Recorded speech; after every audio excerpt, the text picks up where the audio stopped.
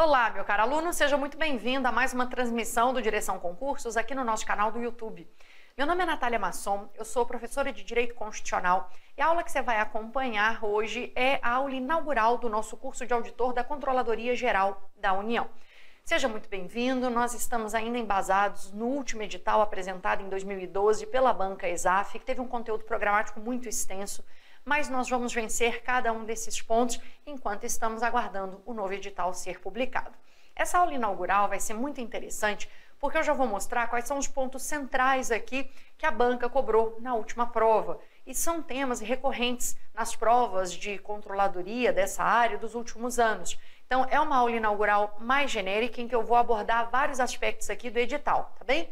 E depois a gente vai vencer cada um desses pontos em aulas específicas, né? Mas nós vamos estudar todos esses aspectos, sempre frisando aqueles assuntos que são os mais recorrentes, os mais exigidos, cobrados nas provas dos últimos anos na área aqui da controladoria, tá bem?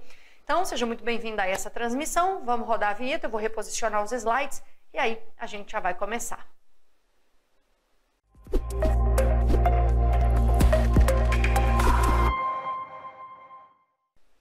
Olá, meu caro aluno, seja muito bem-vindo à nossa aula inaugural para a sua preparação para o futuro concurso de auditor da Controladoria Geral da União. Meu nome é Natália Masson, eu sou professora de Direito Constitucional aqui no Direção Concursos e vou lhe acompanhar no estudo dessa disciplina. Nós vamos iniciar os nossos encontros conversando sobre o último edital trazido em 2012 pela banca que organizou o último certame, que foi a ESAF. Bom, a banca trouxe um conteúdo programático bastante extenso, eu coloco ele na tela aqui para você, e você pode observar que quase todos os temas de direito constitucional foram aqui exigidos. Tanto o texto constitucional foi cobrado quase que na integralidade, é possível notarmos que alguns assuntos não foram, por exemplo, exigidos dentro das funções essenciais. Para exemplificar, eles pediram só o Ministério Público, e então você não precisaria estudar os aspectos referentes à advocacia privada, pública e à defensoria pública, mas olhando outros tópicos é possível notarmos que a banca até exigiu em demasia nosso conteúdo, porque, veja bem, pediu até mesmo que você estudasse as disposições gerais e as disposições constitucionais transitórias. Enfim, então é um edital muito completo e por isso nós vamos aqui neste curso trabalhar já de início alguns pontos que eu tenho certeza que permanecerão sendo cobrados em editais futuros. Primeiro porque são assuntos muito corriqueiros e essenciais na nossa disciplina. Em segundo lugar, porque eles têm sido exigidos nas outras provas na área da controladoria, tá bem?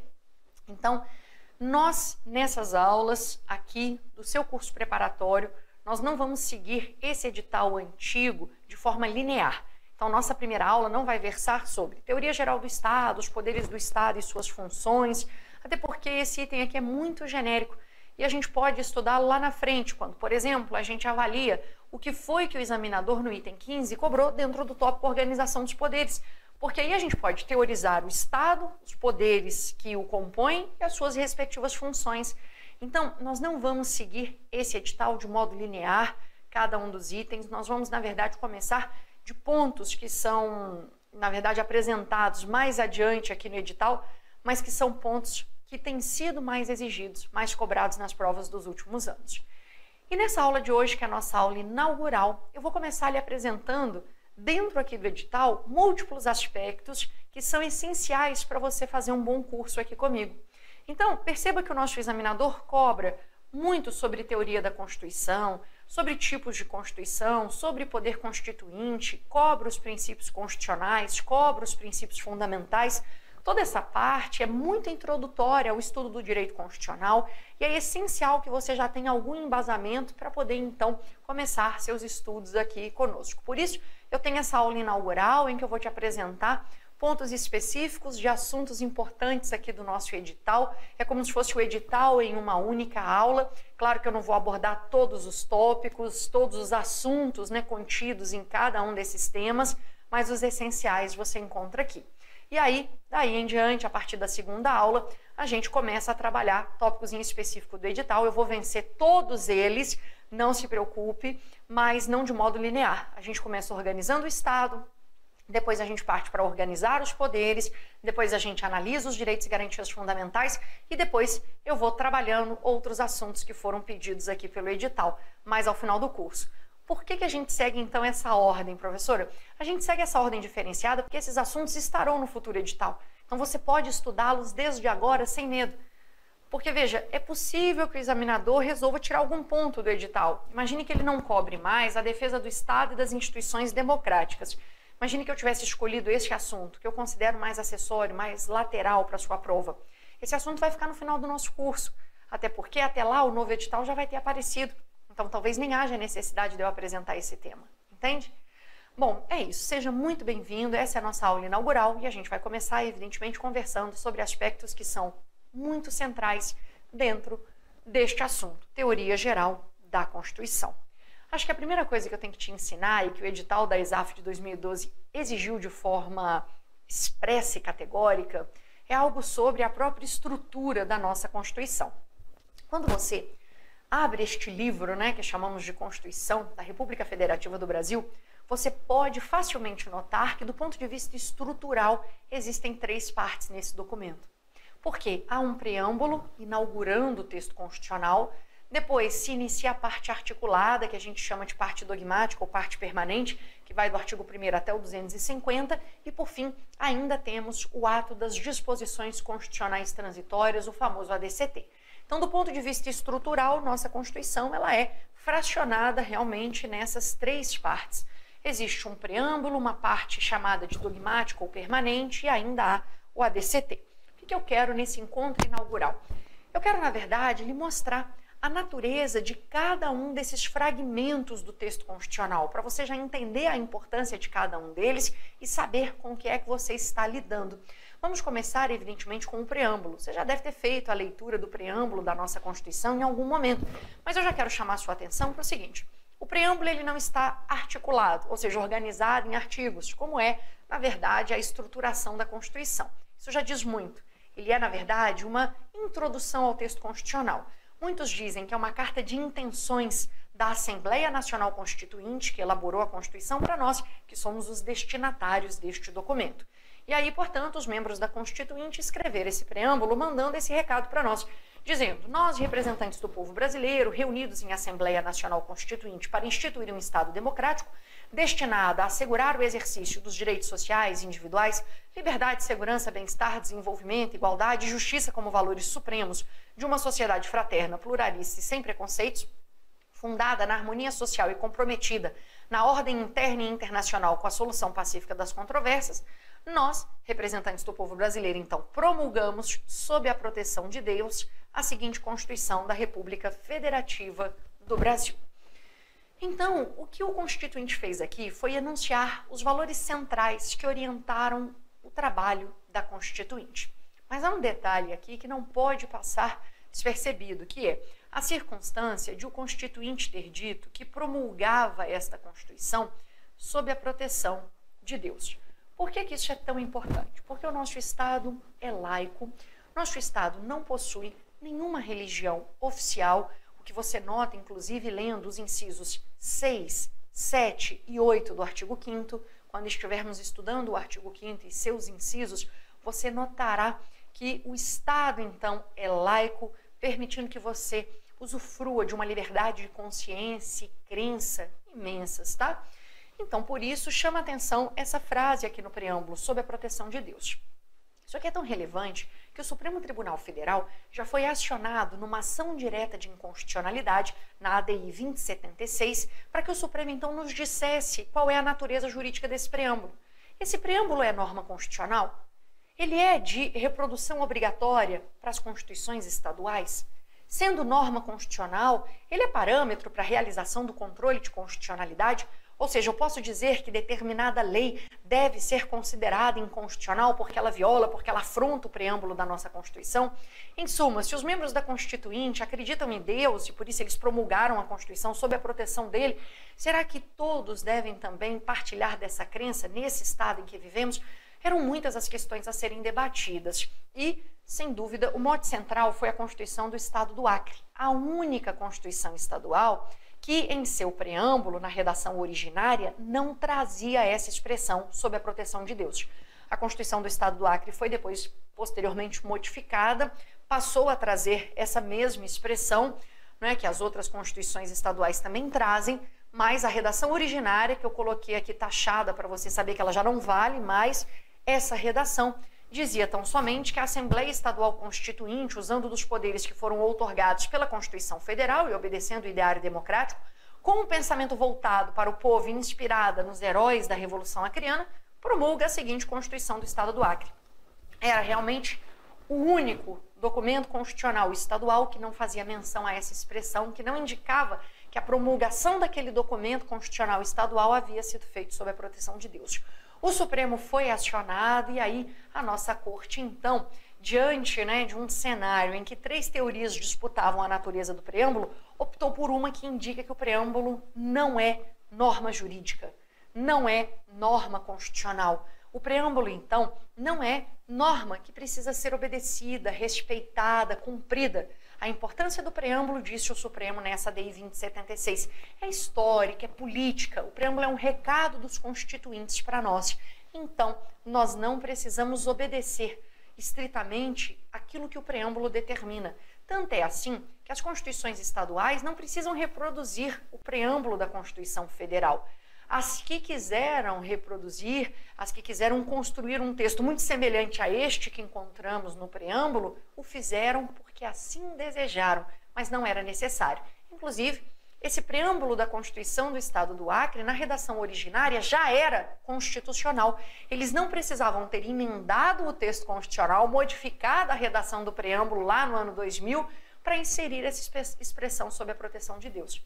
Fizeram, porque quiseram fazer, mas necessário não era. Então, o preâmbulo não é norma jurídica, não é norma constitucional, não é norma de repetição obrigatória para as constituições estaduais. E, evidentemente, para concluir com um tema que está lá no finalzinho do seu edital, mas é muito importante, o preâmbulo, ele não é norma jurídica, não é norma constitucional, logo, não é parâmetro para a realização do controle de constitucionalidade. Isso significa que se alguém alegar que a lei X é inconstitucional ao argumento de que ela afronta o preâmbulo, essa análise de compatibilidade não é possível. Por quê? Porque o preâmbulo não é parâmetro para a feitura do controle de constitucionalidade, tá bem? Então, em termos estruturais, já vencemos o primeiro fragmento da Constituição, passemos à análise do próximo. A Constituição possui uma parte permanente, que vai do artigo 1º ao 250, como você pode observar, ela está toda articulada. Então, temos aí a parte permanente da Constituição. Esse nome não me agrada tanto porque alguns alunos pensam que esse trecho da Constituição, por ser chamado de permanente, ele será imutável? Claro que não. Ele é passível de reforma constitucional, desde que todos os procedimentos descritos lá no artigo 60, um artigo muito importante para os nossos estudos, desde que os procedimentos descritos ali sejam observados, porque esse artigo 60 traz muitas regras, limitações que são impostas pelo poder originário, que é o poder que elabora a Constituição, ao poder reformador, que será o responsável pela feitura, então, das eventuais emendas constitucionais, tá bem? Mas veja, essa parte, que eu prefiro chamá-la de dogmática, pode sofrer, sim, evidentemente, emendas constitucionais, desde que as emendas obedeçam ao que o artigo 60 prevê, tá joia? Inclusive, a nossa Constituição já foi muito emendada. A essa altura, com mais de 30 anos de existência, a nossa Constituição já foi modificada por mais de 100 emendas constitucionais. São muitas as emendas constitucionais que já alteraram o texto da Constituição. Tá? Contando as emendas constitucionais e as de revisão, já são mais de 110, inclusive. Bom, e aí o último fragmento, que é o famoso ADCT, Ato das Disposições Constitucionais Transitórias. Aqui, uma consideração importante. Ao contrário do preâmbulo, que não é norma constitucional, que não é norma jurídica, o ADCT, ele tem normas constitucionais, que possuem a mesma importância, a mesma envergadura, a mesma relevância normativa que as normas que estão na parte dogmática permanente. A diferença é que essas normas do ADCT, elas têm caráter transitório, como o próprio nome já indica. Ou seja, um dia no futuro, o ADCT não passará de uma mera lembrança, de uma reminiscência histórica. Mas, por enquanto, o ADCT ainda é muito útil, o ADCT ainda é muito necessário, tá? Por quê? Porque ele é o responsável pela transição de um Estado constitucional para outro, evitando que haja um colapso entre essas duas estruturas jurídicas. É como se o ADCT ele fosse um colchão amortecedor que vai facilitar um pouco essa nossa chegada nesse novo regime constitucional inaugurado pela nova Constituição.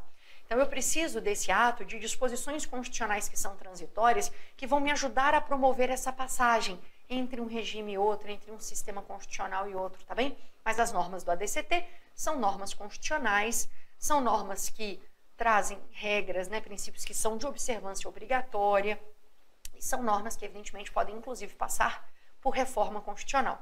O ADCT traz normas constitucionais como as normas da parte permanente. Então, é claro que o ADCT também é suscetível a emendas constitucionais, tá bem? Agora, nunca se esqueça desse detalhe. As normas do ADCT têm caráter transitório, ou seja, elas passam, o que significa que quando elas realizam o seu propósito, elas ficam com a eficácia exaurida, com a aplicabilidade esgotada. Eu vou usar aqui alguns exemplos para ilustrar. O artigo 15 do ADCT indica que Fernando de Noronha já foi um território federal, mas com a Constituição de 88 houve a determinação de que ele fosse reincorporado ao estado de origem, que é Pernambuco. Pois bem, o artigo 15 do ADCT trouxe essa simples determinação. Fica extinto o território federal de Fernando de Noronha, sendo sua área reincorporada ao estado de Pernambuco. Pronto, Fernando de Noronha era um território federal? Não é mais.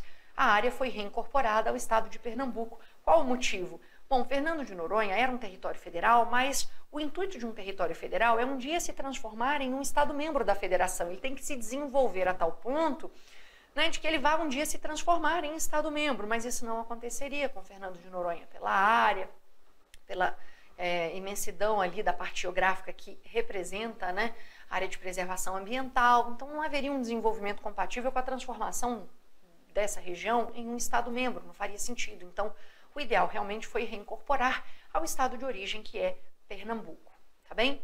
Bom, agora veja, esse dispositivo já se realizou, essa reincorporação já aconteceu. Então esse artigo 15 do ADCT é uma norma constitucional que já está com a eficácia exaurida, com aplicabilidade esgotada. Por quê? Porque já passou. O artigo 14, que é o anterior, que eu não coloquei aqui, mas que você pode visitá-lo quando desejar, indica que Roraima e Amapá eram também territórios federais. Mas com a Constituição de 88, eles foram convertidos em Estados-membros da Federação. Isso já aconteceu. Aquela norma constitucional também já realizou seu propósito e igualmente está com a eficácia exaurida, com a aplicabilidade já esgotada. Então, isso vai acontecer no futuro com todo o ADCT. Não é o que vivenciamos hoje, neste momento. Ainda precisamos de muitas normas que estão no ADCT, mas futuramente é assim que a coisa vai se desenhar, tá bem? Trouxe 2 outros exemplos aqui também para ilustrar. Um fala, o artigo 3º, sobre a revisão constitucional, que é um tópico que está ali no edital da ISAF, né, do ano de 2012, e a revisão constitucional foi algo que aconteceu ali nos anos 90. Perceba que o artigo 3º do ADCT indicava que a revisão constitucional será realizada após 5 anos contados da promulgação da Constituição, pelo voto da maioria absoluta dos membros do Congresso Nacional em sessão unicameral. Isso aqui foi uma grande oportunidade que nós tínhamos, mas desperdiçamos, de promover uma grande revisão da nossa Constituição. Em 88, em outubro, o documento foi promulgado e publicado, né? E aí a Constituição já autorizava aqui no artigo 3º do ADCT que uma revisão fosse feita depois de esperarmos pelo menos 5 anos. A comissão revisional foi logo instaurada em 7 de outubro de 93, de forma, na minha percepção, muito precipitada. Essa comissão ficou reunida por 237 dias, mas o resultado dos seus trabalhos é absolutamente melancólico, porque foram feitas unicamente 6 emendas revisionais. E eu digo que foi uma precipitação nossa, porque a essa altura, com a Constituição com mais de 30 anos de existência, em que estamos ainda batalhando por uma reforma tributária, né, por exemplo, enfim, estamos ainda lutando para podermos entender quais são os principais gargalos que o sistema apresenta e impedem, né, o desenvolvimento pleno desse país. Agora é que precisávamos de realizar uma grande revisão no texto constitucional. Mas não, a revisão já foi feita e o poder originário havia autorizado unicamente aquela que já aconteceu, né, e que resultou naquelas 6 míseras emendas revisionais que nem trataram de temas tão relevantes. Hoje é que precisávamos disso aqui, porque note que as emendas revisionais, elas são votadas segundo um procedimento muito mais simplificado, mais fácil do que as emendas constitucionais. Repare que elas são aprovadas por voto da maioria absoluta dos membros do Congresso em sessão unicameral. Ou seja, o Congresso se apresenta como uma única Câmara, né, uma única casa, então é sessão unicameral, turno único e maioria absoluta. Se você comparar as emendas revisionais com as emendas constitucionais, você vai perceber a dificuldade, né, de elaborarmos essas últimas. Porque a emenda constitucional, a sessão não é unicameral, é bicameral. Não é turno único de votação, são 2 turnos em cada casa, Câmara e Senado. E a maioria de aprovação não é a maioria absoluta, é a maioria de 3/5, uma maioria mais qualificada, né? Então é mais difícil realmente elaborarmos emendas constitucionais. Mas esse artigo 3º da ADCT já passou, não é? Então hoje já não é mais possível fazermos uma nova revisão constitucional, tá bem? Bom, outro exemplo aqui de norma da ADCT, que também já passou, já se realizou, é essa do artigo 2º, que estabelecia que no dia 7 de setembro de 93, o eleitorado iria definir, por meio de um plebiscito, a forma república ou monarquia constitucional e o sistema de governo, parlamentarismo ou presidencialismo que deveriam vigorar no país. Nossa, aqui tem muita coisa importante para eu te ensinar nesse único dispositivo. Para começar, deixa eu lembrar a você que plebiscito, ao lado do referendo e da iniciativa popular para a apresentação de projetos de lei, são modos de o povo participar de forma direta, exercendo a sua soberania. Perceba o seguinte, o parágrafo único do artigo 1º indica que todo o poder emana do povo e que o povo vai exercer esse poder de 2 maneiras distintas. Indiretamente, por meio dos representantes eleitos, e diretamente por meio desses instrumentos, que eu já lhe digo quais são. Eles estão indicados no artigo 14. Plebiscito, referendo e iniciativa popular para a apresentação de projetos de lei, ok? Pois bem, então o plebiscito é uma forma de manifestação popular direta. Quero te ensinar que tanto o plebiscito quanto o referendo, eles precisam ser, né, acionados pelo Congresso Nacional. Só o Congresso Nacional pode convocar um plebiscito e autorizar a realização de um referendo. Nós, no Brasil, não permitimos, como por exemplo na Venezuela, que um plebiscito seja convocado pelo presidente da República. Não permitimos para evitar esse personalismo exacerbado. Para nós, isso é uma competência exclusiva do Congresso. Está lá no artigo 49, no inciso 15 da nossa Constituição. E a diferença entre o plebiscito e o referendo é a seguinte: o momento da realização dessa consulta. O plebiscito é sempre uma consulta prévia, antes da formação do ato legislativo. O referendo é uma consulta posterior. Então, nós somos acionados num referendo quando já há a votação daquela proposição, ela foi aprovada, mas para entrar em vigor, ela depende de quê? Do aceite popular, ela depende que a população, ao ser acionada, né, os cidadãos resolvam referendá-la, tá bem? Então, essa é a diferença. Aqui, no caso, foi convocado um plebiscito para podermos decidir se continuaríamos com a forma de governo republicano ou se queríamos mudar para monárquica, se continuaríamos com o sistema de governo presidencialista ou se queríamos alterar para o parlamentarista, tá bem? Votamos e desejamos seguir, não é, com a forma republicana e o sistema presidencialista. Votamos então pelo continuismo e não pela ruptura da forma e do sistema com os quais já estávamos adaptados. Eu vou lhe explicar ainda nessa aula um pouco melhor o que é república, monarquia, presidencialismo, parlamentarismo. Por hora, eu quero chamar a sua atenção de outro detalhe: a data desse plebiscito. Ele estava agendado para acontecer no dia 7 de setembro de 93, mas esse dispositivo foi emendado. A emenda constitucional número 2 do ano de 92 antecipou esse plebiscito para 21 de abril daquele mesmo ano. Antes que você me questione se é importante gravar essas datas, eu já lhe aviso, claro que não. Por que eu estou chamando a atenção, então, das datas justamente nesse momento da aula? Para que você entenda que normas do ADCT podem ser modificadas via emenda constitucional. Muito aluno erra isso em prova, porque pensar, o ADCT não vai poder ser modificado. Vai sim. Normas do ADCT podem ser alteradas via emenda constitucional e este aqui é um glorioso exemplo. O plebiscito estava marcado para acontecer em 7 de setembro, mas ele foi antecipado para abril, tá bem? Eu volto a falar dessas escolhas aqui, mas enfim, eu quero fazer o primeiro corte aqui nessa nossa aula inaugural. Falamos então um pouco sobre teoria da Constituição. Você já entendeu que estruturalmente existem 3 partes, mas que as normas constitucionais estão em 2 fragmentos. As normas constitucionais, às quais você, todos nós, devemos obediência, estão na parte permanente no ADCT. O preâmbulo não é norma jurídica, não é norma constitucional, não obriga, tá? Já a parte permanente e o ADCT trazem as normas constitucionais, mas no ADCT nós temos normas de caráter transitório, então elas realmente passam, tá bem? Esse é o primeiro ponto. Agora, ainda na teoria da Constituição, eu quero lhe mostrar algumas classificações que as Constituições sofrem, que são muito importantes, porque você está começando a estudar comigo o direito constitucional. E existem algumas classificações que vão te ajudar demais em todo o restante aqui desse curso. Desde já, por exemplo, é muito importante você entender que a atual Constituição é democrática, porque ela foi promulgada, e você tem que entender a diferença de promulgação para outorga. É muito importante também entender que a Constituição pode ser modificada, porque o tempo inteiro nós vamos falar de emendas constitucionais. E para isso, você tem que já ter gravado que a nossa Constituição é rígida e não flexível, ou imutável, ou semi-rígida. É também muito importante você entender que um conteúdo programático extenso desse, ele é fruto de uma outra característica da nossa Constituição, que tem que ser apresentada aqui. A nossa Constituição é uma das mais analíticas, prolixas e extensas do mundo. Então, nesse momento aqui dessa aula inaugural, eu quero te mostrar algumas possibilidades classificatórias, não todas, mas existem algumas que são muito relevantes para você entender a própria natureza do nosso documento constitucional, tá bem? Então vamos começar falando da origem. Existem todas essas possibilidades aí classificatórias, mas a nossa Constituição de 88, assim como outras que já tivemos em nosso estado, é uma Constituição que foi promulgada, é uma Constituição chamada de democrática, de popular, tá? Por quê? Porque o texto foi elaborado com a participação popular. Quando foi feita a eleição no ano de 86, o povo brasileiro já sabia que votava e escolhia os representantes que a partir de fevereiro de 87 iriam compor a Constituinte daquele ano. A nossa Assembleia Nacional Constituinte foi então inaugurada em 1º de fevereiro de 87, no dia seguinte, 2 de fevereiro, elegeu seu presidente, Ulisses Guimarães, e depois de aproximadamente 1 ano e meio de trabalho, nos apresentou, promulgando e publicando a Constituição de 88.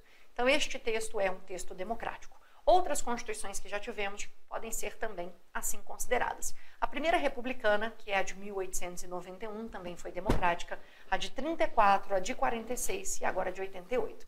Isso já lhe mostra que existem documentos na nossa história constitucional que foram impostos, que foram outorgados, ou seja, que foram apresentados a nós sem participação popular, tá? Então são essas as constituições: 1824, 1937, depois a de 67 e a emenda constitucional número 1 de 69, que é considerada uma nova Constituição.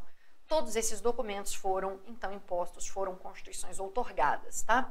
Detalhe, ainda existem duas outras classificações com relação à origem que não têm importância prática para nós no Brasil, mas em termos teóricos são relevantes e podem ser cobradas em prova: cesaristas e as dualistas ou convencionadas.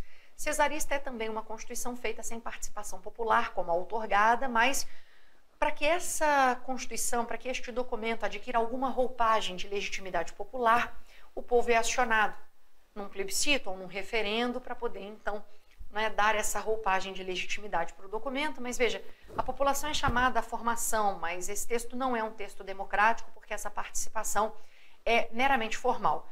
A população concorda com o documento que vai ser confeccionado, ou que já está pronto, mas eles não vão participar, entende? Então, não há uma efetiva participação do povo, consequentemente, a gente não considera que são documentos democráticos, tá?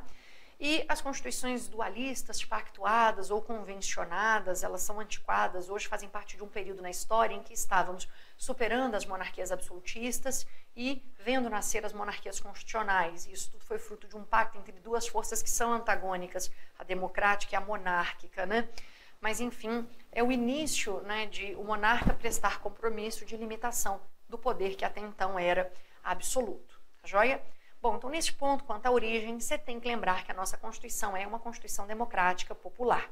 Agora, com relação à estabilidade, essa aqui também é uma classificação super importante. A nossa Constituição, eu já lhe disse, é rígida. Aliás, isso aqui é uma característica de quase todos os nossos documentos constitucionais anteriores, quase todos foram também constituições rígidas, né? Mas, claro, existem múltiplas outras possibilidades classificatórias e a gente vai se manter atento às mais importantes. Então, primeiro vamos falar da rigidez, que é o que caracteriza o nosso documento constitucional. Dizer que uma Constituição é rígida significa basicamente duas coisas. Em primeiro lugar, que ela admite mudanças, modificações formais em seu texto. Em segundo lugar, que essas alterações serão realizadas segundo um procedimento que é bem mais solene, complexo e dificultoso do que aquele que a própria Constituição estabelece para a feitura de leis ordinárias e complementares. Então, entenda. Dizer que nossa Constituição é rígida significa reconhecermos que o nosso texto constitucional, em primeiro lugar, pode ser alterado, o que já afasta, por exemplo, uma Constituição imutável, que é uma Constituição que tem uma fantasiosa pretensão a quê? A eternidade. É uma Constituição que se pretende eterna. Isso não existe, não é? Por quê? Porque a vida em sociedade é muito dinâmica e a Constituição tem que acompanhar essas mudanças sociais, sob pena de o texto constitucional, ficando imutável, se tornar muito rapidamente obsoleto, ultrapassado e ter que ser o quê? Substituído. Então, ao contrário do que muitos pensam, uma Constituição imutável que não aceite nenhuma alteração ou modificação está fadada a ser substituída. Já uma Constituição rígida, que permite modificações do seu texto, é uma Constituição que pode permanecer no tempo acompanhando as mudanças, né, que, enfim, vão acontecendo. Acho, aliás, que estamos num momento muito propício da história para falarmos de mudança. Por exemplo, pense no mundo digital, o quanto ele evoluiu nesse período de pandemia, né? Espero, desejo muito que já estejamos agora no pós-pandemia, mas, enfim, já vivenciamos, né, nesses últimos 2 anos mais mudanças, né, na área tecnológica e tal, do que em outros momentos da nossa história. Talvez tenhamos antecipado coisas que só iriam acontecer em 5, 10 anos, não sei dizer, né? Mas, por exemplo, muitos comércios, muitas pessoas que trabalhavam com vendas e tinham lojas físicas e estavam restritos a esse ambiente, tiveram que se recriar durante a pandemia para não falirem. Muitos restaurantes que não tinham delivery tiveram que reconstruir isso. Por quê? Porque era a única oportunidade de continuar trabalhando, vivendo, vendendo, pagando as contas, né? Num momento tão difícil como esse, né? É resultado de uma crise planetária sem precedentes na nossa história recente. Mas, enfim, então é muito importante entender que as mudanças são necessárias. E na nossa Constituição elas são possíveis, mas desde que o procedimento descrito lá no artigo 60 seja seguido, e a essa altura você já entendeu que é um procedimento mais solene, mais gravoso, muito mais complexo do que aquele procedimento legislativo que vamos seguir quando estivermos elaborando leis ordinárias e leis complementares, tá bem? Agora, eu lhe disse que nós já tivemos, né, outras constituições rígidas, mas há uma que foi semi-rígida, também chamada de semiflexível, que foi nossa primeira Constituição histórica. A nossa primeira Constituição histórica é a Imperial de 1824. Aquela Constituição determinava em seu artigo 178 que uma parte da Constituição podia ser alterada segundo um procedimento simplificado. Era uma parte que tratava de temas que não eram tão relevantes para estarem na Constituição. É o que hoje chamaríamos de assuntos formalmente constitucionais. São constitucionais porque estão na Constituição, mas só são formalmente constitucionais. Porque existe uma outra parte que é essencial, que representa a própria natureza das matérias que devem mesmo estar numa Constituição. Que outro agrupamento de assuntos é esse? Sem dúvida, a parte material da Constituição engloba a organização do Estado, a estruturação dos poderes, os direitos e as garantias fundamentais. Aliás, perceba, quase todo edital de prova que você encontra cobre esses 3 assuntos. Porque isso é, em essência, o que uma Constituição precisa tratar. A Constituição deve anunciar quais são os direitos, os deveres individuais, coletivos, sociais. A Constituição deve organizar o Estado, estruturá-lo e deve também distribuir as tarefas entre os poderes, identificando o que é a atribuição de cada qual. Isso é básico em um texto constitucional, não é? É claro que nossa Constituição, por ser extremamente prolixa e analítica, muito extensa, muito larga, ela trata de múltiplos outros assuntos. Na Constituição Imperial, esses assuntos mais relevantes, que nós chamamos de materialmente constitucionais, só podiam ser alterados segundo um procedimento mais rigoroso e solene. Os assuntos menos relevantes, que nem precisavam estar na Constituição, mas estavam, poderiam ser alterados segundo esse procedimento mais simples, tá? Vamos ler esse dispositivo da Constituição Imperial? Bom, ele diz o seguinte: é só constitucional o que diz respeito aos limites e atribuições respectivas dos poderes políticos e aos direitos políticos e individuais dos cidadãos. Tudo o que não é constitucional pode ser alterado sem as formalidades referidas pelas legislaturas ordinárias. Interessante, né? Então isso aqui foi uma Constituição semi-rígida, isso faz parte da nossa história constitucional. Bom, aqui eu defino para você o que eu já expliquei, o que seria uma Constituição imutável, e na sequência eu ainda quero falar da flexível. Nós nunca tivemos uma Constituição flexível, mas ela existe, né? E muitos outros países trabalham aqui com essa opção. Por quê? Porque são textos constitucionais que podem ser modificados segundo um procedimento legislativo que é idêntico ao de feitura de leis ordinárias, leis complementares, tá? Então isso existe, a flexibilidade de um texto constitucional, tá bom? Isso não significa que uma Constituição flexível é mais emendada do que uma rígida. Na verdade, o número de emendas que uma Constituição sofre depende mais, na minha percepção, de dois aspectos.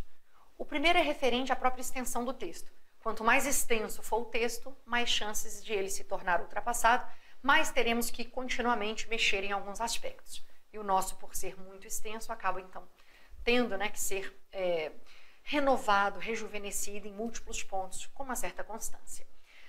O segundo aspecto é a própria estabilidade democrática do país. Países com uma estabilidade democrática já estabelecida, eles conseguem alterar com menos frequência o texto constitucional. De outro lado, países que passam por muitos momentos constituintes e por várias alterações de documentos constitucionais na história, têm pouca estabilidade democrática mesmo, e aí alteram a Constituição com muita frequência, porque as opções ficam sendo discutidas e rediscutidas com muita frequência. Eu fico pensando, por exemplo, na reforma eleitoral que está sendo discutida agora. Mas eu olho para trás e vejo a mini-reforma de 2015, a mini-reforma de 2017, a mini-reforma de 2019, veja que é sempre ano ímpar, tá? Aí você olha essa suposta mini-reforma de 2021 e você fala, que bobagem, eles não vão conseguir aprovar nada de muito importante que está sendo discutido aqui. E, aliás, eles nem querem. Ficam naquele debate, dando uma grande importância àquela discussão e, no final, eles só conseguem construir uma costura política capaz de aprovar pequenas modificações que nem fazem com que a mudança mereça ser efetivamente chamada de reforma, tá? Bom, um próximo aspecto que eu também acho importante já te ensinar é referente ao seguinte, a forma da nossa Constituição. Existem constituições escritas e não escritas. Ao contrário do que muitos pensam, as constituições escritas são novas, no cenário da humanidade. Para você ter uma ideia, a primeira Constituição escrita da história é a norte-americana de 1787, ou seja, final do século XVIII. Ali surgiu a primeira Constituição escrita da história. Depois veio a francesa, de 1791, pós-Revolução Francesa. Mas ali no final do século XVIII, depois das revoluções liberais, inaugurávamos os primeiros documentos constitucionais escritos da história. Aqui no Brasil, as constituições foram sempre escritas, é da nossa tradição, mas no mundo você nota também a existência de documentos não escritos, tá? Por quê? Porque você tem constituições que são edificadas não só por meio de documentos escritos, mas também de precedentes judiciais e de costumes. A inglesa é, sem dúvida, o mais antigo e o melhor exemplo. A Constituição de Israel, a neozelandesa também são bons exemplos aqui, mas a inglesa é o exemplo clássico, tá? Então, nossa Constituição é escrita, todos os artigos, todos os dispositivos constitucionais estão ali reunidos em um único documento. Isso tem vantagem? Claro que tem. Canotilho, que é um autor português, professor já a essa altura aposentado de Coimbra, ele aponta alguns efeitos positivos para as constituições escritas. Sem dúvida, o efeito racionalizador, estabilizante, a segurança jurídica, a calculabilidade e a publicidade das normas. Porque ao conhecermos exatamente o texto constitucional e sabermos quais são todos os dispositivos, nós temos essas múltiplas vantagens, sim. Muito mais segurança, estabilidade, publicidade das normas, compreensão, calculabilidade das condutas, porque está tudo escrito ali no texto constitucional. Mas existem também documentos não escritos e é importante que saibamos disso. Atrelada a essa classificação, tem essa outra aqui, que é referente ao modo de elaboração. Quanto ao modo de elaboração, existem as constituições dogmáticas e as constituições históricas. A Constituição histórica ela vai se formando com o lento passar do tempo. Então, é necessariamente uma Constituição não escrita. Por quê? Porque ela vai se formando a partir da absorção de valores que vão sendo edificados por meio de costumes, de decisões judiciais e até mesmo de normas escritas, claro. Mas, aos poucos, isso tudo vai se formando. Tá? Então, essa é a Constituição histórica. De outro lado, nós temos Constituição dogmática. O que é uma Constituição dogmática? É aquela feita num único momento. E os valores vigentes naquele período histórico são transformados em dogmas porque eles são convertidos em normas constitucionais. Repare que toda Constituição dogmática é escrita, toda Constituição histórica é não escrita, não é? Então, a nossa é uma Constituição dogmática, tá bem? Bom, outra maneira de classificarmos as Constituições, e aqui também é algo bastante relevante, e, na verdade, essa aqui vai ser a última que eu vou te explicar, tá? Que eu vou te apresentar, é quanto à extensão. Quanto à extensão, você já percebeu que a nossa Constituição é uma das mais analíticas do mundo. Um estudo feito pela Universidade de Chicago comparou as constituições dos quase 200 estados nacionais que existem no mundo hoje, e a nossa ficou em terceiro lugar no caráter aqui prolixidade. A nossa Constituição perdeu para a Constituição indiana e para a Constituição da Nigéria. E faz muito sentido perdermos, né, para essas constituições, porque são duas federações assim absolutamente complexas e heterogêneas. Para você ter uma ideia, a Federação Indiana é tão complexa, ela traz em seu texto constitucional a previsão de 29 idiomas oficiais. Não é só o hindu, são 29 idiomas oficiais. Então, assim, por questões étnicas, realmente, Índia e Nigéria são federações muito complexas. E aí as constituições são também muito prolixas. Elas comportam muitos itens. E a nossa é realmente pela nossa história, pela ideia de que temos que colocar tudo no texto constitucional para garantirmos que haverá realmente uma proteção. A desconfiança com o Congresso Nacional, com o legislador, acaba sendo, inclusive, demonstrada nesse ponto, por não confiarmos naquilo que o legislador vai fazer na legislação infra, por acharmos que só a Constituição é que é capaz de efetivamente proteger certos direitos, temos, então, essa intenção de inserirmos tudo, quando for possível, no próprio texto constitucional. E aí, por isso, temos a terceira Constituição mais extensa, mais larga do mundo, né? E as duas constituições que nos inspiraram também na elaboração da de 88 são também prolixas. A portuguesa de 76 e a espanhola de 78, que são as grandes inspirações da Constituição de 88, elas são também muito extensas, tá? Mas, enfim, essa classificação aqui, ela nos permite também falar um pouco sobre a estrutura da Constituição, porque perceba, são mais de 350 artigos, né? E aí é claro que a gente não trata só de matéria constitucional. Na nossa Constituição, a gente não só estrutura o Estado, organiza os poderes e prevê direitos e garantias fundamentais para o cidadão. A gente trata de muitos outros assuntos que melhor estariam regulados na legislação infraconstitucional.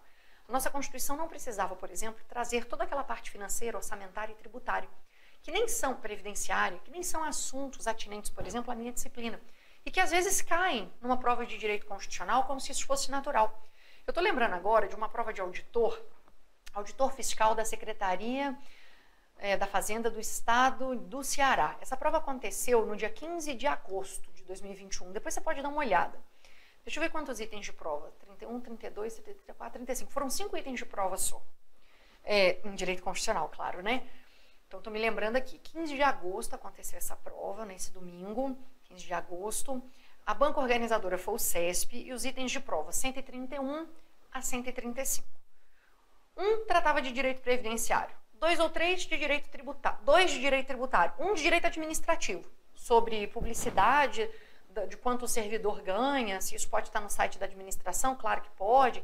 Sobre direito previdenciário era a questão envolvendo não ter prazo decadencial para pedir o benefício, o Supremo já disse que não tem.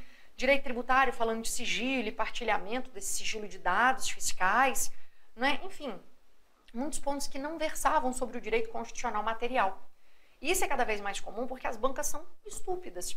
Na hora de cobrar direito constitucional, eles têm que pedir direitos fundamentais, organização do Estado e estruturação dos poderes. E a teoria do direito constitucional, teoria da Constituição, poder originário. Esses são os assuntos materialmente constitucionais. Quando eles pedem questões envolvendo normas orçamentárias, envolvendo direito tributário, envolvendo a parte do direito administrativo que tem que estar na Constituição, que é sobre administração pública, artigos 37 a 41, que quem ensina, obviamente, em nosso curso é o nosso querido professor Eric Alves. Se eles cobram isso, eles não cobram nada de direito constitucional, entende? Enfim, eu sempre fico assim muito brava com essas provas, porque tem tanta coisa boa para cobrar em direito constitucional, e aí às vezes eles buscam outras disciplinas, né? Não era muito melhor reduzir o conteúdo programático e dizer, olha, de constitucional para nós o que é importante é isso aqui. Só a parte tributária, financeira, orçamentária. Bom, então nem vai ter aula de direito constitucional, vai ter aula com os professores dessas matérias. Eles tinham que reduzir o conteúdo programático àquilo que eles entendem que realmente é interessante para a pessoa estudar. E não cobrar a Constituição inteira e dizer, estuda qualquer coisa que depois eu vou cobrar alguma coisa de outra disciplina dentro dessa matéria. Enfim, já falei então das classificações que eu entendo como mais importantes. Você está vendo que passam uns textos daqui atrás que eu não leio com você? É que na verdade isso faz parte do seu material, depois você dá uma olhada. Eu já falei disso aqui, já falei da nossa própria natureza e tal, então você vai depois aproveitar esses textos, tá? E eu encerro esse primeiro bloco aqui da nossa aula inaugural lhe mostrando que existem outras possibilidades de classificação. Eu não tratei de todas aqui, eu tratei só daquelas que são as mais importantes para a gente começar a conversar sobre direito constitucional, tá bom? Enfim, esse primeiro bloco, então, está visto no próximo. Sabe do que a gente vai falar? Dos chamados princípios fundamentais. Eu Eu tenho bastante coisa para te ensinar sobre esse ponto, tá bom? Vou estar te esperando. Até lá.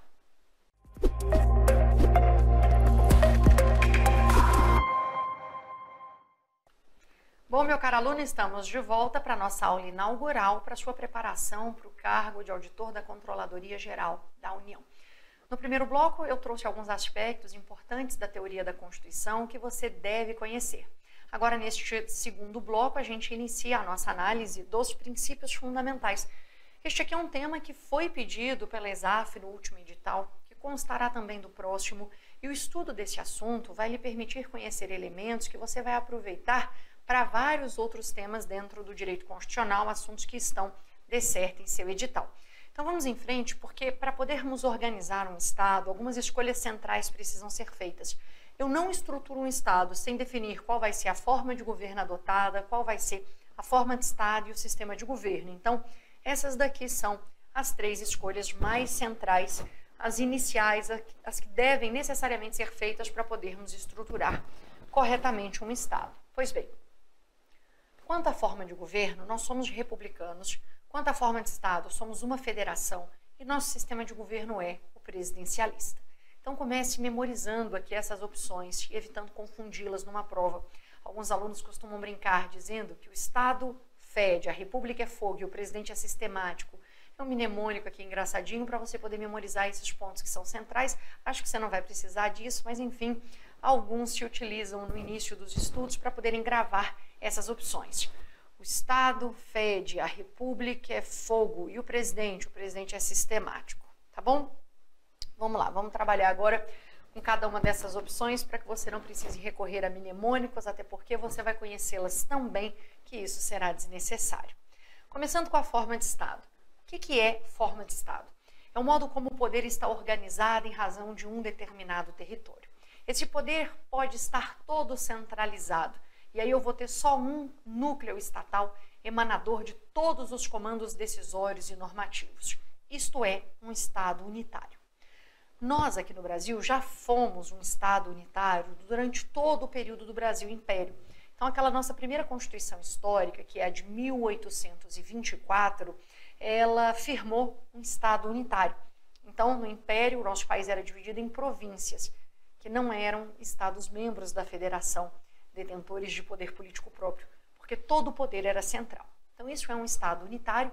Para que você saiba, né, assim, por curiosidade, a forma de Estado mais adotada no mundo é o Estado realmente unitário. Nós temos um percentual muito alto de países que adotam essa forma. Federações, ao contrário, são poucas. Nós temos pouco mais de 3 dezenas de federações no mundo. No universo de quase 200 estados nacionais, só 30 são federações, mas representam hoje 40% da população mundial. 40% da população mundial vive numa federação. Se adicionarmos a isso a China, que na percepção de muitos autores vive uma federação de fato, mas não explicita, né, a federação num documento constitucional, mas vive uma federação de fato, aí aproximadamente 70% da população mundial viveria numa federação. E é interessante olharmos para isso, porque normalmente países muito complexos, do ponto de vista geográfico, territorial, étnico, religioso, acabam tendo que adotar a forma federada de Estado. Então, os países com maior densidade populacional, os mais grandiosos em termos geográficos, pode reparar, são sempre federações, tá?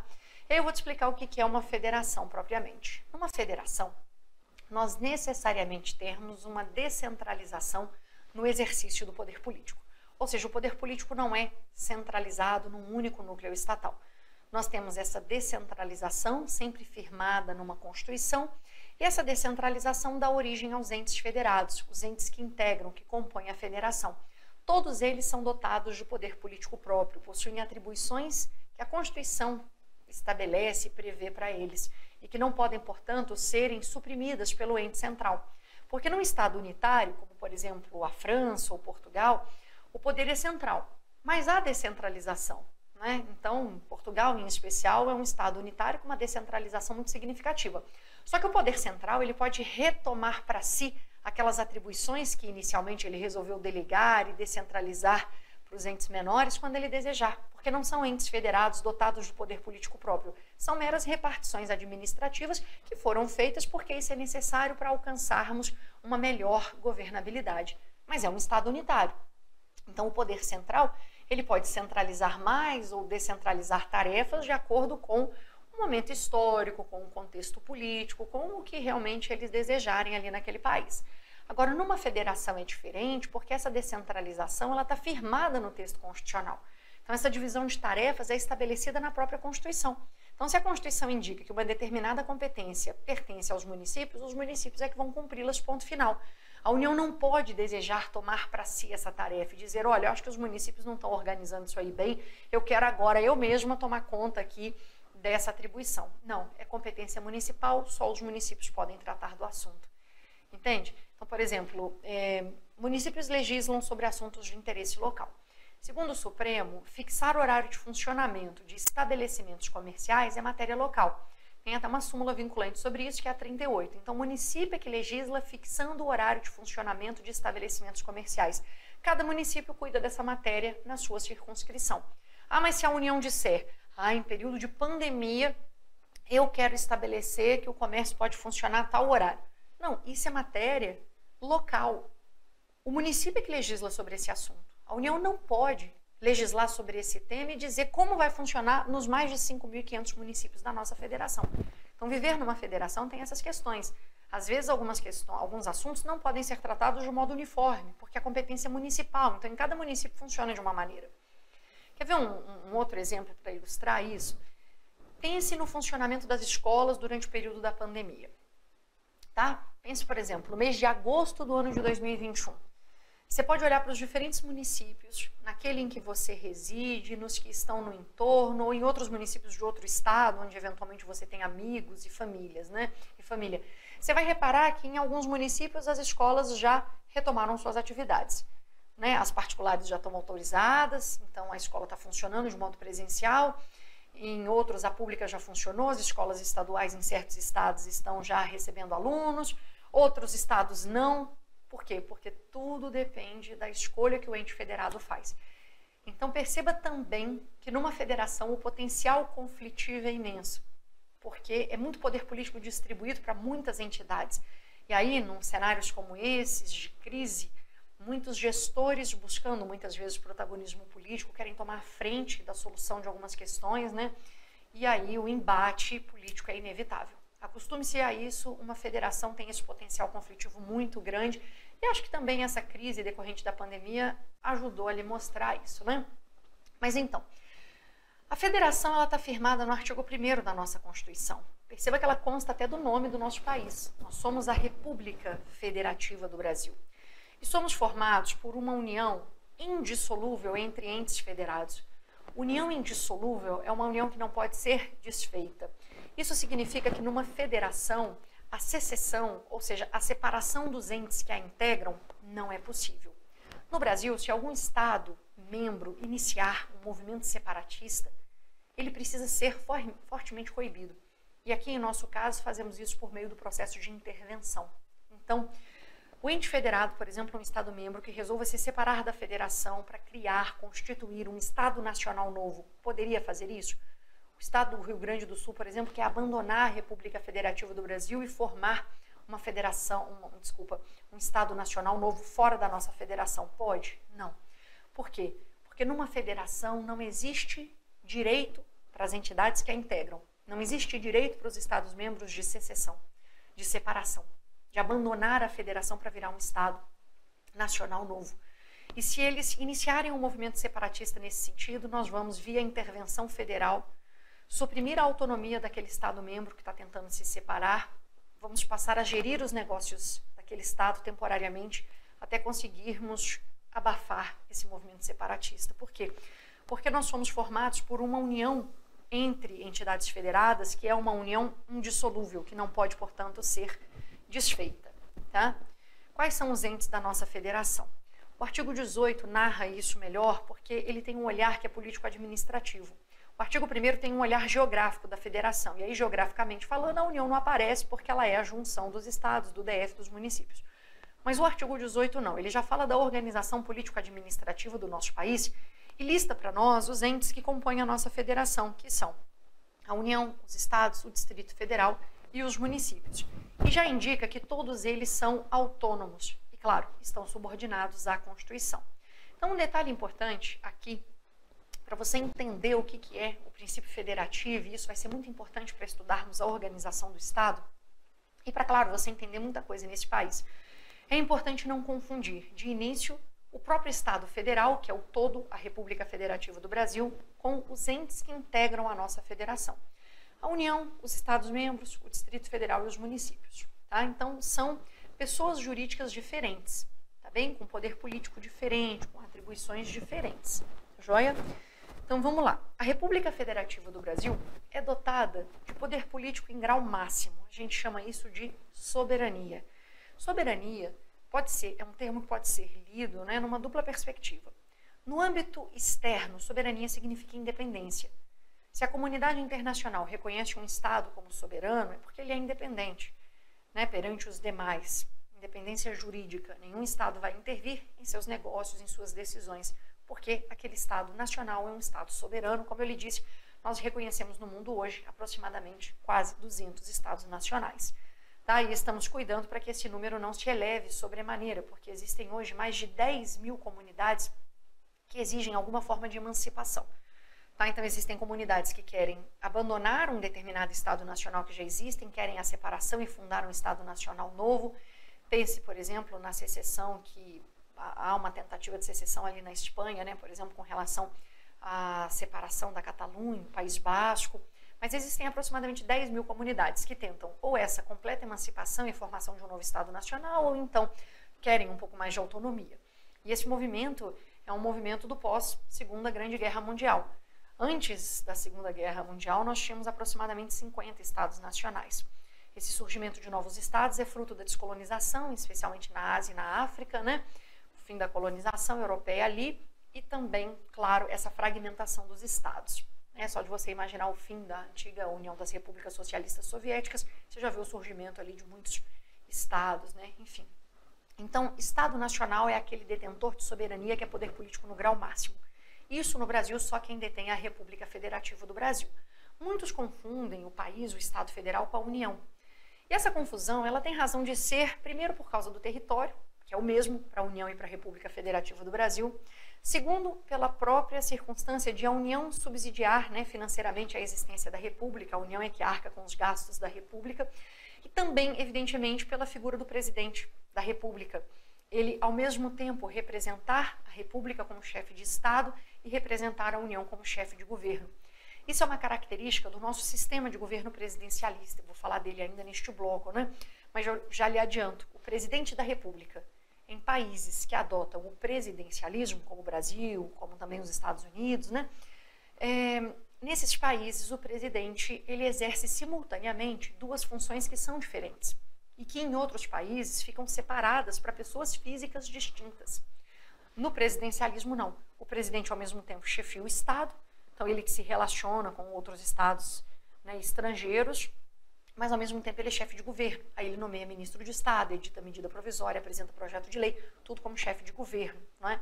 Então, provavelmente, como ele chefia essas duas pessoas jurídicas, a República e a União, muita gente confunda, mas veja que a República é uma pessoa jurídica de direito público externo, vai lidar com outros estados no cenário internacional. A União é uma pessoa jurídica de direito público interno e é autônoma, como estados, Distrito Federal e municípios. Tá? Então, não confunda isso. Agora, o que é ter autonomia? É ter algum poder político, mas não em grau máximo, porque o poder político máximo é do todo, é do Estado Federal. Mas é ter algum poder político, né? Ter autonomia significa hoje para nós poder exercer a chamada tríplice capacidade, que é ter autogoverno, autoadministração e autoorganização. Então, toda entidade que a gente intitula como sendo autônoma é capaz de se autogovernar, o que significa escolher e eleger seus próprios governantes, né? É capaz de se autoadministrar, gerir seus próprios negócios, prestar suas competências, cumprir suas atribuições constitucionais e, por último, ter autogoverno, organização. Autoorganização significa editar seu documento normativo superior. Então, cada estado tem sua Constituição estadual, o Distrito Federal tem sua lei orgânica, municípios têm também lei orgânica, né? Isso é o documento normativo superior de cada uma dessas entidades, tá bem? Então, esses são os entes autônomos na federação: União, Estados, Distrito Federal e municípios. Agora eu vou aproveitar também esse encontro para falar um pouco sobre os territórios. Eu já falei dos territórios no bloco anterior, né, quando eu comentei que Fernando de Noronha, Amapá e Roraima foram territórios federais. Não são mais. Amapá e Roraima são estados-membros, foram emancipados a essa condição pela Constituição de 88, e Fernando de Noronha, que nunca viraria um estado, teve sua área reincorporada ao estado de origem, que é Pernambuco, né? Mas eu quero falar sobre os territórios. Hoje, no Brasil, não existem territórios federais, porque, como você percebeu, a Constituição de 88 extinguiu os últimos. Mas tem um artigo na Constituição, que é o parágrafo 2º do 18, na verdade, que indica que novos territórios federais podem sim ser criados via o quê? Via edição de lei complementar. Então, apesar de hoje não termos territórios federais no Brasil, existe na Constituição uma autorização para que uma lei complementar crie um novo território federal. Essa possibilidade, na minha opinião, é absolutamente remota. Não vai acontecer. Por quê? Porque teríamos que reconhecer que uma determinada área de um certo estado, por exemplo, ela não foi capaz de se desenvolver e que aí então ela precisa ser desmembrada daquele estado, precisa ser transformada num território federal, ficar então na aba da União, sujeita às normas da União, para então, depois, se ela se emancipar e se desenvolver, virar um novo estado, enfim. Politicamente ninguém vai querer reconhecer isso, então é uma possibilidade muito remota a formação de um novo território federal, mas ela está na Constituição, então precisa ser estudada. Os territórios federais, portanto, integram a União e sua criação, transformação em Estado ou reintegração ao Estado de origem serão reguladas em lei complementar, tá? Então, o detalhe aqui central é você saber que hoje não existem territórios, mas novos podem ser criados via lei complementar. Agora, se um novo território federal for criado, ele será ente da federação? Claro que não. Por quê? Porque ele não será detentor de autonomia. O território federal, esse dispositivo indica, ele vai pertencer à União, como sendo uma descentralização territorial administrativa da União. Tá? Então, o território federal pertence à União. À medida em que ele vai se desenvolvendo, ele pode ser transformado por meio da edição de uma outra lei complementar em Estado-membro. O sonho do território federal é esse. Né? Ao ser criado, ele quer se desenvolver para virar o quê? Um Estado-membro da nossa federação. Joia? Agora, para você ver, território federal então não existe hoje, mas a gente fica discutindo isso, né? Uma entidade de futuro absolutamente incerto, exatamente porque a Constituição permitiu aqui essa criação. Tá? E aí um território federal novo uma hora pode aparecer, o que eu acho absolutamente improvável. Mas esse território vai pertencer à União, então ele não vai ter essa tríplice capacidade aqui. Por quê? Porque ele não será detentor de autonomia. Só para pegar um exemplo, o território federal não vai ter autogoverno. Ah, mas quem vai tomar conta daquela região? Bom, o território federal, depois você pode ler isso no artigo 33, ele vai ter um governador. Mas governador no nome, porque a população do território não vai escolher uma pessoa e elegê-la como governador. Esse sujeito, que é um mero administrador, ele vai ser nomeado pelo presidente da República, o artigo 84, inciso 19 diz isso, ele vai ser nomeado pelo presidente, e o presidente, claro, só vai nomeá-lo se antes, né? Primeiro o presidente indica, vou escolher melhor as palavras, ele vai ser indicado pelo presidente e só vai ser nomeado se antes o Senado Federal, por maioria absoluta, aprovar aquele nome. Tá? Então está no artigo 52, inciso 3º, a linha C, e no 84, 19. Então, veja, o governador do território é um mero administrador, porque não foi a população que elegeu, escolheu e elegeu. Ele foi simplesmente indicado pelo presidente, o Senado aprovou por maioria absoluta, e o presidente pôde, então, nomeá-lo. É assim que a coisa funciona. Tá? Bom, sobre a federação. A federação é uma escolha tão importante para o nosso Estado, né? Eu comecei esse bloco lhe dizendo, são 3 escolhas centrais para estruturarmos um Estado. A federação é uma escolha tão importante que ela foi erigida à condição de cláusula pétrea. O que é cláusula pétrea? No bloco 1, eu mencionei com você que a nossa Constituição é rígida, ou seja, ela pode ser alterada segundo um procedimento que é complexo, mas ela pode ser alterada. Esse procedimento está no artigo 60, um dispositivo super importante para as provas em geral, né? Na sua, inclusive, ele está ali expresso no edital. Esse artigo 60 traz os limites que o poder originário, que é o poder que confeccionou a nossa Constituição, impõe ao poder reformador, que é o Congresso Nacional, que fará as emendas constitucionais. Então, estudar a reforma constitucional e a rigidez constitucional nada mais é do que estudar quais são as limitações que o poder constituinte originário, quando criou a Constituição Federal, impôs ao poder reformador, que é o poder que será responsável pela feitura dessas emendas. E aí o artigo 60 traz múltiplas limitações. Limitações formais, ou seja, existe um procedimento a ser seguido, limitações circunstanciais, em determinados momentos a Constituição não poderá ser emendada porque são momentos extraordinários, e existem também as chamadas limitações materiais, o que significa que a nossa Constituição não pode ser alterada necessariamente em todos os pontos, porque existem certos dispositivos da nossa Constituição, existem certos temas que não podem ser restringidos ou suprimidos. Podem até ser, digamos, alterados, se formos robustecer aquele assunto, fortalecer aquela garantia, acrescentar uma nova. Mas superá-los, restringi-los não. Por quê? Porque eles são os 4 pilares sobre os quais o edifício constitucional foi edificado. Então, a essência do projeto constitucional brasileiro entende que a nossa Constituição precisa adotar a forma federativa de Estado, que o voto tem que ser direto, secreto, universal e periódico, que temos que garantir a separação dos poderes e os direitos e as garantias individuais. É isso. Então, esses assuntos não poderão ser sequer discutidos numa proposta de emenda se a proposta de emenda for tendente a aboli-los. Se a proposta de emenda quer trazer um novo direito ou uma nova garantia individual, ela é bem-vinda. Se essa proposta de emenda mexe na forma federativa de Estado, mas sem suprimir a federação ou descaracterizar nossa federação, a emenda é bem-vinda.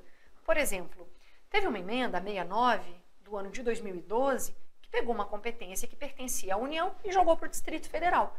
Ou seja, sem dúvida é uma emenda constitucional que tratou da forma federativa de Estado, porque é uma emenda que falou de federação.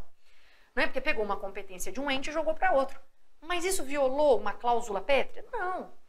Por quê? Porque simplesmente a gente pegou uma competência que pertencia à União, que era organizar e manter a Defensoria Pública do Distrito Federal, e jogou para o Distrito Federal. E fizemos muito bem, porque a União não fazia nada nesse ponto.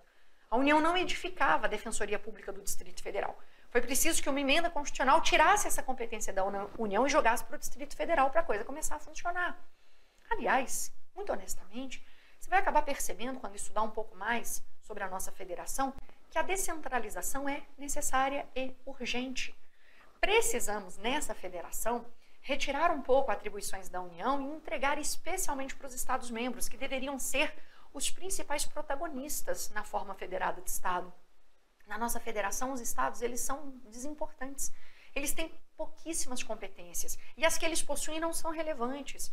Então a gente precisava realmente descentralizar um pouco. Esse é um movimento que não afronta a Constituição, porque a forma federativa continua intacta. Inclusive a gente se aproxima mais e melhor das outras federações que existem no mundo. A nossa federação é a mais centralizadora do direito comparado. Isso, claro, vem da nossa história, porque lá no início, na Constituição Imperial de 1824, éramos um Estado unitário, então o poder era todo centralizado. Quando a República surgiu, né, e tivemos a proclamação da República com o decreto número 1 de 15 de novembro de 1889, a federação foi criada ali também. As províncias antigas do Império foram transformadas em Estados-membros.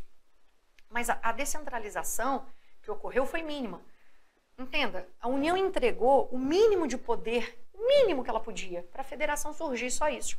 Né? Mas a gente continuou concentrando muitas tarefas na União.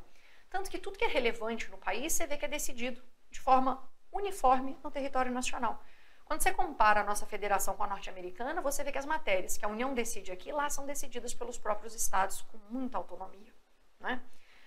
Bom, então, essas são as cláusulas pétreas, aproveitamos e falamos um pouco disso. Agora que eu já afirmei que a nossa forma de Estado é a federado, eu quero também confirmar com você a nossa forma de governo, que é a republicana. Quais são as características centrais de uma república? Em primeiro lugar, a eletividade, porque governantes são escolhidos e eleitos pela própria população. Outra coisa é que eles têm conosco uma relação de mandato, ou seja, os nossos governantes, eles cumprem mandato por prazo certo e determinado. E por último, claro, eles podem vir a ser responsabilizados. Então, esses pontos caracterizam a república. A república é forma de governo. Forma de governo é algo que vai nos responder acerca de quem exerce o poder, como vai exercê-lo e, especialmente, como se dá a relação entre governantes e governados. Então, como vivemos numa república, nós temos que escolher e eleger os representantes, eles vão governar por um período determinado de tempo e eles podem vir a ser responsabilizados. Essa responsabilização no Brasil, ela não é mera retórica. Nós já assistimos na década de 90 a condenação do ex-presidente Fernando Collor no impeachment, pela prática de crime de responsabilidade, algo que a gente estuda lá no Poder Executivo, e também já vimos no ano de 2016 esse cenário se repetir com a então presidente Dilma Rousseff, que também foi condenada pela prática do impeachment, né? Foi condenada no impeachment pela prática de crime de responsabilidade, agosto de 2016. Né? Bom, então essas são as características da República. No Brasil, a República foi adotada pelo decreto número 1, que eu já mencionei, que é de 15 de novembro de 1889. Depois ela foi constitucionalizada em 1891. Então, 1891 é a nossa primeira Constituição republicana. Essa forma de governo foi mantida em todas. 1891, Constituição de 34, 37, 46, 67, 69 e na de 88. Tá? Agora, tivemos uma Constituição monárquica, que foi nossa primeira Constituição histórica, de 1824. E aí, na monarquia, o governante ele não é escolhido e eleito pela população. Vigora o princípio da hereditariedade, ou seja, o governante é definido a partir de um critério de ascendência sanguíneo familiar. Não é? E outra coisa, o cargo de monarca é um cargo vitalício.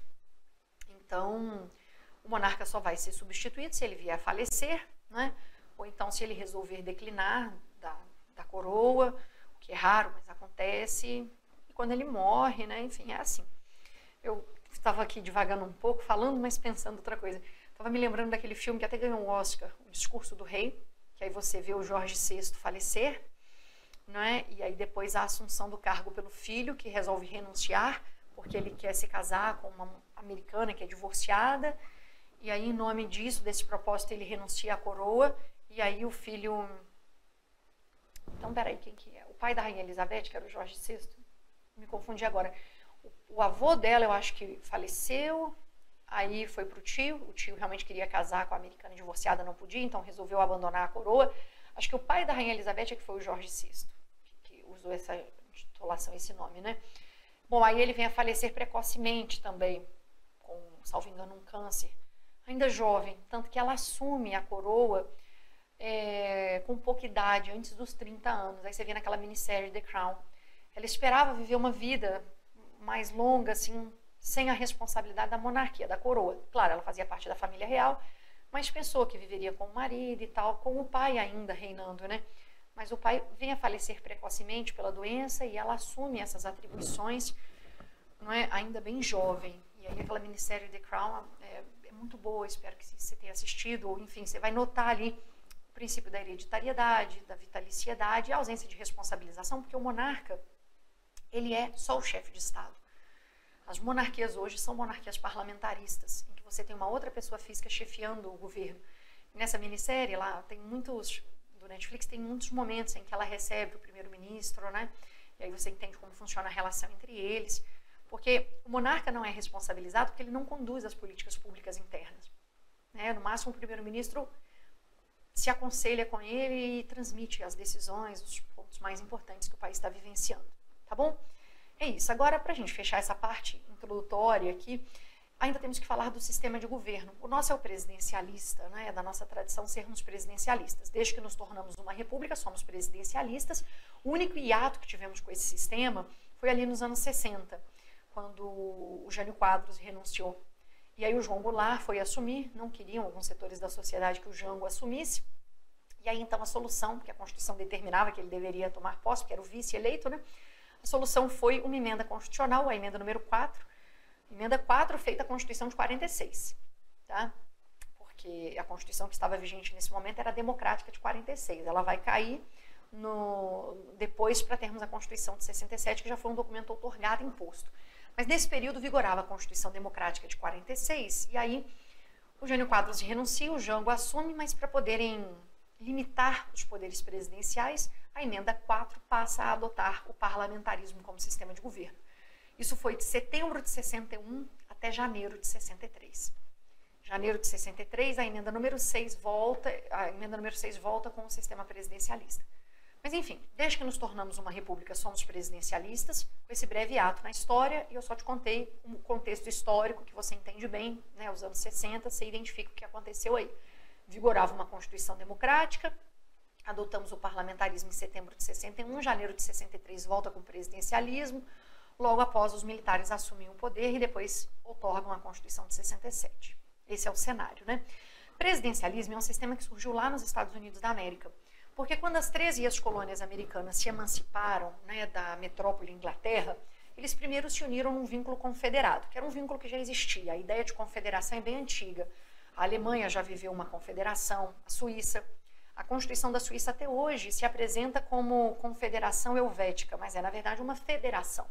Mas o modelo confederativo já existia e aí então as 13 colônias recém-libertas se reuniram nesse vínculo confederado, que eles perceberam que era um vínculo muito fluido, porque é um vínculo entre estados nacionais. Eles se unem, mas cada qual pode abandonar aquela confederação quando quiser, quando desejar. Então o vínculo fica muito raso, há um desperdício de recursos materiais, humanos, e aí eles resolveram aprimorar esse vínculo. E aí criaram o vínculo federativo e fundaram os Estados Unidos da América. No início, o intuito era realmente rever os artigos da Confederação, mas aí os federalistas, você já deve ter ouvido falar, eles edificaram essa nova forma de Estado, ali no final do século XVIII, né? Então, surgiu nos Estados Unidos realmente o presidencialismo. Mas você imagina, eles não tinham como, né? Eles queriam se afastar do sistema inglês colonizador, que era o parlamentarista, porque o parlamentarismo surge na Inglaterra já desde o século XI, quando o monarca começa a se aconselhar com aquele agrupamento de nobres. Aquilo ali é um embrião do que um dia vai ser o parlamento. Então, o parlamentarismo é um sistema nitidamente inglês. Então, os Estados Unidos, recém-libertos da Inglaterra, eles querem criar o quê? Um sistema novo. Então, eles criaram a figura do presidente da República. Nasceu ali, no final do século XVIII. Mas eles criaram a imagem e a semelhança do monarca. Entende? Por isso tem essa proximidade, né? Mas quais são as características do nosso sistema de governo presidencialista? A chefia una, porque o presidente é ao mesmo tempo chefe de Estado e chefe de governo. Mandato fixo, ele é eleito para cumprir um período certo, né, determinado, já previamente estabelecido. E, bom, outro aspecto é que o presidencialismo tem uma vantagem, que é a maior legitimidade do chefe do Poder Executivo para tomar medidas, ainda que elas sejam impopulares, porque as pessoas costumam aceitar melhor essas opções, mesmo que muito drásticas, né, do ponto de vista social ou econômico, quando elas foram tomadas por aqueles que aquela pessoa levou à presidência, né? Então, há maior legitimidade do chefe do executivo, sim. Agora, o parlamentarismo é um sistema interessante porque ele funciona com uma chefia dual. Pessoas físicas diferentes vão chefiar o Estado e o governo. Pode ser uma república parlamentarista, como, por exemplo, a Itália ou a Alemanha, pode ser uma monarquia parlamentarista, como a Espanha, por exemplo, como o Japão ou o Reino Unido, tá? Então, você tem um chefe de Estado, que pode ser o presidente ou o monarca, e o chefe de governo, que é o primeiro-ministro. O primeiro-ministro não tem mandato por tempo certo, previamente fixado, o mandato é indeterminado, tudo depende dele manter o apoio da maioria do parlamento. Então, o partido tem que fazer a maioria no parlamento, escolher o primeiro-ministro, e enquanto o parlamento apoiar as medidas dele, ele segue chefiando o governo. Margaret Thatcher, por exemplo, no Reino Unido, ela foi primeira-ministra de 79 até início dos anos 90, mais de 10 anos. E aí o parlamento começou a ameaçá-la com a moção, o voto de desconfiança, para fazer o gabinete dela cair, ela pegou e renunciou. Você vê isso no filme A Dama de Ferro, sobre a Thatcher, tá? Mas veja que, nessa circunstância, o parlamentarismo ele é um sistema interessante porque a superação de crises é mais fácil. Quando o primeiro-ministro vai perdendo a confiança do parlamento e o parlamento já não o apoia, essa relação vai se esfarelando e a confiança se dilui, ele pode renunciar ou o parlamento vai apresentar a moção de desconfiança e formar um novo gabinete e apresentar um novo primeiro-ministro. No presidencialismo, como o presidente é eleito com mandato, com prazo certo e já fixado, retirar um presidente do governo antes dele terminar o mandato é algo que faz o país sangrar. Nós vimos isso nos 2 processos de impeachment que 2 ex-presidentes nossos já sofreram. Então, a superação de crise no parlamentarismo é bem mais fácil, tá? Bom, eu ainda queria falar aqui sobre a nossa Constituição monárquica para poder explicar uma questão que é bastante introdutória no estudo do direito constitucional e muito útil, que é referente às espécies de poder originário. Por quê? Eu já falei em mais de um momento aqui nesse encontro que o poder originário é responsável pela elaboração da Constituição. Mas existem 2 espécies de poder originário quanto ao momento. Quando o poder originário elabora a primeira Constituição histórica do país, aquela que vai fundar o país, ele é chamado de fundacional ou claro histórico. Os Estados Unidos da América até hoje têm aquela única Constituição que é a primeira escrita da história, 1787. Então lá o poder originário só se manifestou na vertente fundacional ou histórica. No caso brasileiro, que é bem diferente, nós já tivemos muitos momentos constituintes. Então já tivemos várias manifestações do poder originário, não é? Então o poder originário se manifestou na vertente histórico fundacional quando criou a Constituição Imperial de 1824, mas já se manifestou na vertente pós-fundacional ou revolucionária em todas as constituições posteriores. Tá? Então é importante porque essa é uma classificação, não é comumente exigida em prova, tá bom? Então são essas duas vertentes aí do poder originário. Agora, uma característica importante do poder originário. Eu sei que é um poder inicial, porque o produto do seu trabalho, que é a Constituição, inaugura a ordem jurídica, né? A nossa ordem jurídica atual existe desde 5 de outubro de 88. O nosso Estado existe há muito mais tempo do ponto de vista político, econômico, social, geográfico, antropológico, sociológico. Juridicamente falando, o nosso Estado renasceu em 5 de outubro de 88, porque juridicamente o Estado renasce toda vez que uma nova Constituição é apresentada. Tá? Então é um poder inicial, é um poder incondicionado e ilimitado, juridicamente falando, porque ele não vai sofrer condicionamentos e nem vai respeitar limites jurídicos impostos pela ordem anterior. Quando o poder originário atua, ele vai o quê? Ele vai criar uma nova Constituição da maneira como ele achar mais adequada para aquele Estado naquele momento histórico. Agora, um detalhe interessante é que é um poder permanente. Ele não se esgota quando ele termina o seu trabalho, que é a confecção da Constituição. Ele continua latente em nós, o povo, porque nós somos os titulares do poder originário. O poder originário é poder do povo. Então, nós somos titulares do poder originário. Então, ele continua latente em nós, hibernando, aguardando um novo momento constituinte, né, para poder se manifestar de novo. É o momento? Na minha percepção, não. Não estamos, na minha leitura, precisando de um novo texto constitucional, e sim de cumprirmos com mais afinco aquilo que a nossa Constituição de 88 prevê. Tá bem? Com essa fala eu encerro o segundo bloco desta que foi a nossa aula inaugural. Espero que você tenha gostado de aprender esses pontos básicos da Constituição. A gente vai seguir em frente porque tem muita coisa a ser estudada. Eu te espero na nossa próxima aula, que vai ser a primeira aula teórica, já com muitas questões para a gente treinar também. Até lá e muito obrigada.